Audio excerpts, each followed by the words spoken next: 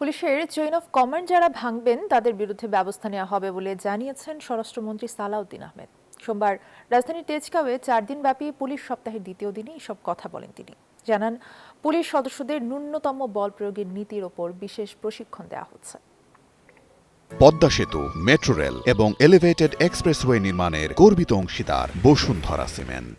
ব্যবস্থাপনা এবং অন্যান্য কাজে স্বচ্ছতা বাড়াতে বডি অন ক্যামেরার ব্যবহার আমরা বাড়াতে চাচ্ছি। এই ক্ষেত্রে কিছু বডি অন ক্যামেরা আমাদের আছে। আমরা ভবিষ্যতে সকল পর্যায়ে যাতে বডি অন ক্যামেরা ব্যবহার করে রেকর্ডেড রাখতে পারি সব বিষয়ে, তদন্ত, অপারেশন, সমস্ত কার্যক্রমে সেই জন্য ব্যবস্থা নেব।